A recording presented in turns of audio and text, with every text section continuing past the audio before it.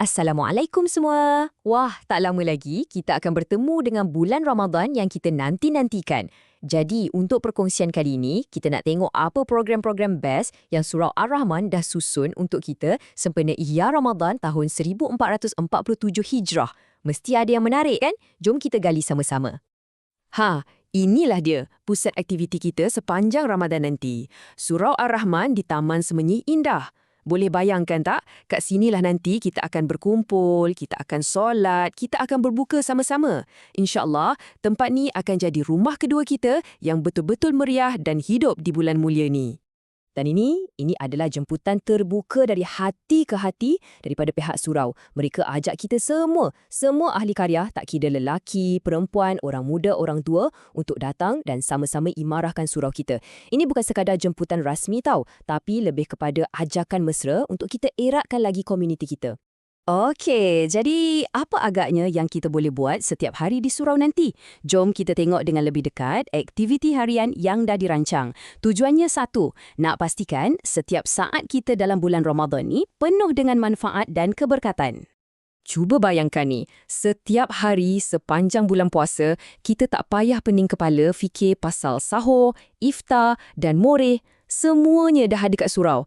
Ini bukan je memudahkan kita, tapi inilah peluang keemasan untuk kita duduk semeja, berbuka sama-sama, berborak dan kenal jiran-jiran kita dengan lebih rapat lagi. Seronok kan? Selain makan-makan, ada satu lagi peluang yang sangat rugi kalau kita lepaskan, sesi Tadarus Al-Quran. Ia akan diadakan setiap hari untuk muslimin dan juga muslimat. Yang paling best, ganjaran pahala membaca Al-Quran dalam bulan Ramadan ni digandakan berkali-kali ganda. Setiap huruf tu pahalanya besar. Memang satu pelaburan akhirat yang tak ternilai. Macam mana pula dengan hujung minggu kita? Nak mulakan pagi Sabtu dan Ahad dengan semangat baru? Jomlah join kuliah subuh. Kita akan dengar perkongsian ilmu daripada asatizah tetap surau kita sendiri. Ini cara terbaik untuk kita cas rohani kita dan dapatkan suntikan inspirasi untuk sepanjang hari. Okey, sekarang kita masuk bab yang paling ditunggu-tunggu. Selain aktiviti harian, mesti ada acara-acara istimewa kan? Betul. Jom kita lihat apa acara kemuncak yang bakal menjadi sorotan utama sepanjang Ramadan di surau kita. Ini dia jadual untuk solat tarawih. Senang je nak faham. Dari malam Isnin hingga malam Jumaat, iaitu Ahad hingga Khamis, kita akan solat 8 rakaat.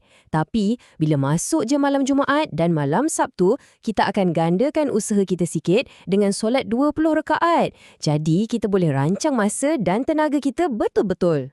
Dan bila masuk je fasa paling kritikal dalam Ramadan, iaitu 10 malam terakhir, surau dah susun program yang padat. Setiap malam akan ada qiyamul lail yang dipimpin oleh imam bertauliah. Tandakan kalender anda untuk 24 Ramadan ada iftar perdana. Dan kemuncaknya, pada malam ke-27, kita sangat bertuah sebab solat kita akan diimamkan oleh imam jemputan khas, Profesor Madya Dr. Azlan bin Syaiful Bahrum. Mesti lain macam perasaannya nanti.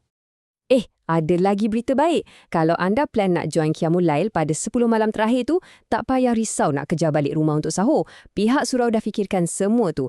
Sahur disediakan untuk semua jemaah. Jadi kita boleh fokus 100% pada ibadah kita. Memang terbaiklah. Bagi sesiapa yang ada niat nak beriktikaf pula, terutamanya dalam 10 malam terakhir tu, caranya mudah sangat. Anda cuma perlu jumpa dan maklumkan pada siap surau kita. Nanti dia akan uruskan hal ehwal pintu surau untuk keselesaan dan keselamatan semua yang beriktikaf.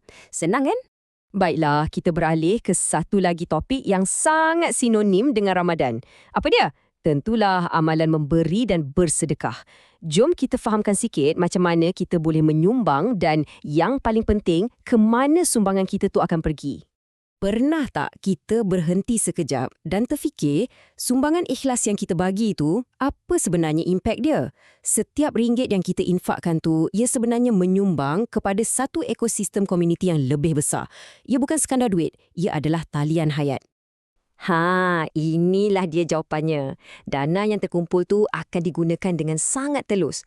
Sebahagiannya untuk sagu hati kepada imam, Bilal dan petugas yang dah bertungkus lumus untuk kita. Sebahagian lagi untuk bayar bil elektrik, air dan kos operasi surau. Dan yang paling menyentuh hati, ia disalurkan terus sebagai bantuan kepada golongan asnaf dalam komuniti kita sendiri.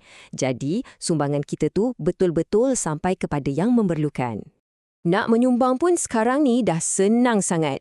Pihak surau sediakan 2 cara yang sangat mudah. Pertama, boleh buat pindahan wang secara online je dari telefon anda. Atau, kalau anda berada di surau, cuma perlu imbas kod QR yang ada di sekeliling. Cepat dan selamat. Nah, untuk sesiapa yang nak buat online transfer, ini nombor akaun bank rakyat yang rasmi. Boleh ambil gambar skrin ni ke atau salin nombor ni. Ingatnya, setiap sumbangan tak kira besar atau kecil, amatlah dihargai dan insya-Allah akan jadi saham akhirat kita. Okey, kita dah sampai ke bahagian terakhir. Lepas dah tahu semua program hebat yang menanti, mesti kita tertanya-tanya macam mana nak jadi sebahagian daripadanya dan dapatkan maklumat terkini, kan? Jom kita tengok. Petikan daripada ahli jawatan kuasa surau ni, saya rasa ia merumuskan segalanya. Ini bukan sekadar jemputan, tapi satu seruan yang sangat mesra. Mereka ajak kita datang dengan keluarga, bawa anak-anak dan jangan lupa sampaikan berita baik ni pada kawan-kawan dan saudara mara. Sebab apa? Sebab kemeriahan dan keberkatan Ramadan tu lebih terasa bila kita kongsi bersama-sama.